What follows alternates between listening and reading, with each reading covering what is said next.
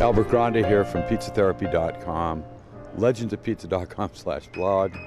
I have cornered Carmine Testa of Carmine's Pizza Factory in New Jersey. Hey Carmine, how you doing? How are you, Albert?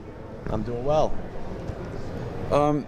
You are a great pizza maker, a legendary pizza maker, and you're also the dad of the Jersey Pizza Boys. Who are those guys? Well, the Jersey Pizza Boys are my two sons, Michael and Nicholas Testa. And Michael now is 14 and Nicholas is 12. And they've been tossing pizza dough since they could hold pizza dough in my restaurant. And the way it came about was, you know, I'm a very hands-on type of a dad, so if they come to work with me, I don't just let them go in my office and get my Wi-Fi password and start playing video games. Tables have to be cleaned, the salt and pepper shakers have to be filled, the soda refrigerator has to be filled. Then they get to play a little bit. So very early on, two brothers, competitive, they want to, you know, play, rough and tumble. They're wrestling in the restaurant, or they want to play catch.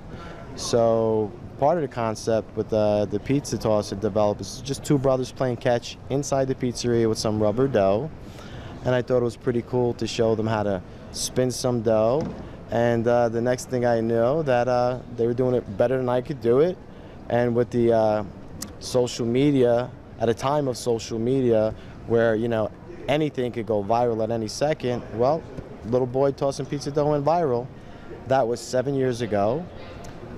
They talk about, you know, 5 minutes of fame. Well, 7 years later, the kids are still spinning, still doing national TV shows, still getting invited to do events, amazing events like the Pizza Expo in Vegas. This is the 4th time we're here in 6 years. This is like the Super Bowl of pizza events.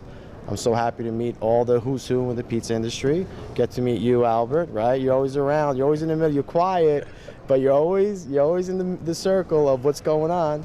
And so it's just been a really fun trip. And it's been a humbling experience for me as a pizza maker because, you know, I started doing this when I was 13. I had my first location when I was 20. And the reason I had my first location when I was 20, I went on a trip with my parents in Italy.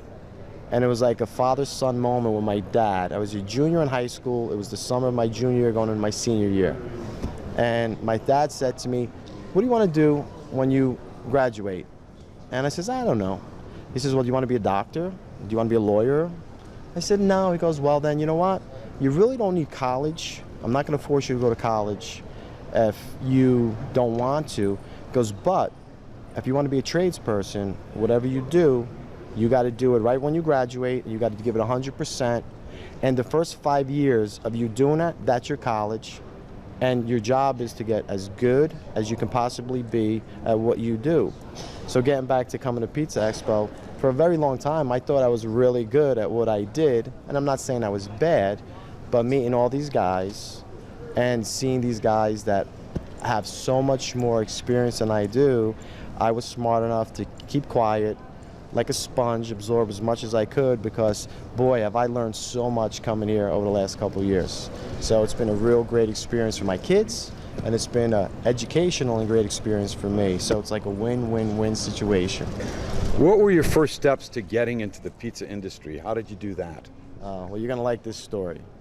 So my parents, we all lived in Jersey City, New Jersey back in the mid-'80s, and my father owned a couple businesses. So they decided to move out of Jersey City.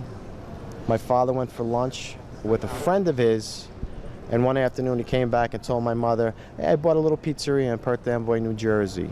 No experience in the pizza business. The only experience my father had to even coming close to owning a pizzeria is the fact that he's Italian and he eats Italian food.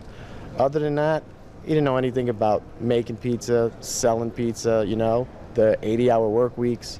So at 13 years old, I started getting involved. My summer vacations were working in the pizzeria. I enjoyed it. I seemed to be pretty good at it pretty early on. I loved the interaction with the people. I loved at 13, 14, 15 years old, my father shoving $50 in my pocket. So when all my other friends had $2, you know, I had a pocket full of money. So, you know, I could bring all my friends to the movies and buy the popcorn and stuff like that. So, you know, it's I have a lot of really great memories of the pizza business, but that was the origin. My father just went out with a buddy and bought a little pizzeria. And how did it turn into Carmine's Pizza Factory?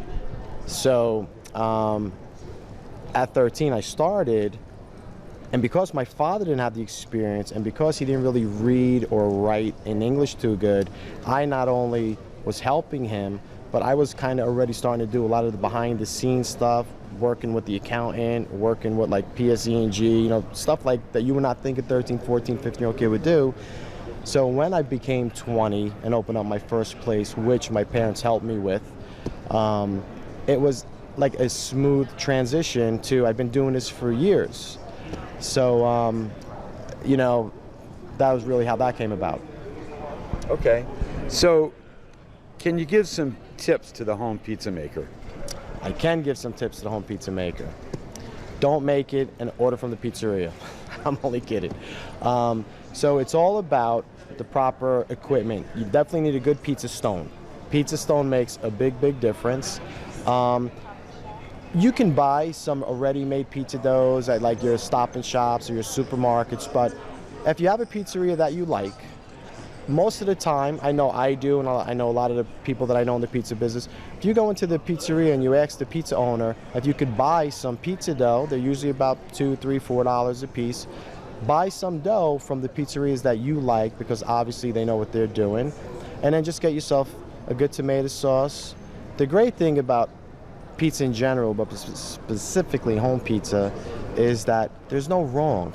You could clean out, it's time to clean out your refrigerator. Make a pizza. You got some stuff in your refrigerator that's about to expire, throw it on. Obviously you like it because it's in your refrigerator, so have fun with it. Good pizza stone, good dough, and then do a little spring cleaning in your cabinets, and you got some gourmet home cooked artisan pizza. Carmine, those are great tips. Tell people how they can find Carmine's Pizza Factory, your website, anything else that people can come and visit you. Sure. So Carmine's Pizza, JC.com. The JC stands for Jersey City. So Carmine's Pizza, JC.com. If you want to check out the boys, JerseyPizzaBoys.com, or you could Google Jersey Pizza Boys. They're on Instagram, they're on Facebook. But if you Google Jersey Pizza Boys, you'll see a lot of their videos that they've done. They've been on a bunch of national TV shows. We've done some shows even outside the country. There are a lot of fun videos in there. Albert shot a few of those videos that you're going to find on the Google search. So that's where you can find us.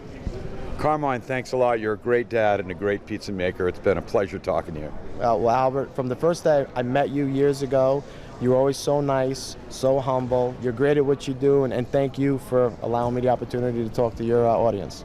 Okay, thanks. Take care. All right. Thank you.